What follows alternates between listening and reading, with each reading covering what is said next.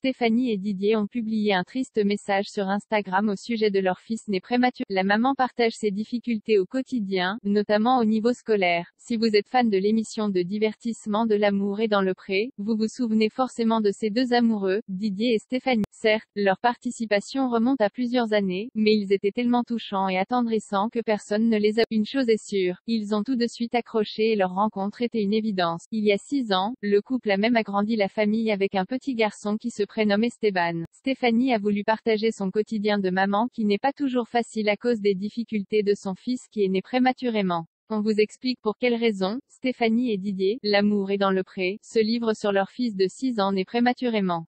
Ce dimanche 19 juin 2022, on en apprit davantage sur un ancien couple de l'amour et dans le pré.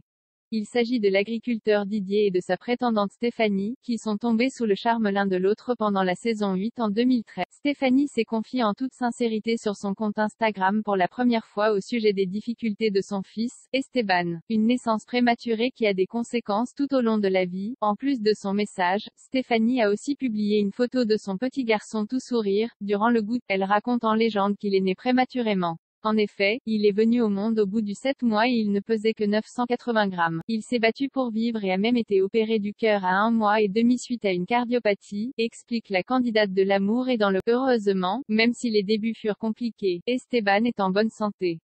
Mais, on ne peut pas minimiser une naissance prématurée qui a quand même des impacts sur la suite, notamment sur sa croissance et son évolution, mais également, par exemple, il a dû redoubler sa grande section de maternelle, car il était dans l'incapacité d'aller en CP. Les amoureux de l'amour et dans le pré avaient réussi à avoir une AVS mutualisée, soit une assistante d'éducation pour les après-midi. Mais, ce n'était pas suffisant pour le petit garçon, le problème des enfants aux besoins différents. Pour la prochaine rentrée, le pôle éducatif et médical, pédiatre, orthophoniste et psychomotricienne préconise d'inscrire Esteban en classe Ulysse et d'avoir une AVS individualisée. Le dispositif Ulysse est une classe adaptée aux enfants ayant du retard et qui peuvent évoluer à leur rythme. La MDPH a refusé pour Esteban ce dispositif sous prétexte qu'Esteban a une AVS mutualisée. Nous sommes dans l'incompréhension totale. Esteban a besoin de cette AVS toute la journée et de pouvoir évoluer à son rythme car l'école lui demande beaucoup d'efforts et le fatigue très vite. Esteban n'est malheureusement pas le seul dans ce cas-là, poursuit Stéphanie. Le message de cette ancienne candidate de l'amour et dans le pré a beaucoup touché ses abonnés. En effet, ils n'étaient pas au courant des problèmes que le couple rencontrait avec leur fille. Ainsi, ces derniers étaient très touchés d'avoir de leurs nouvelles.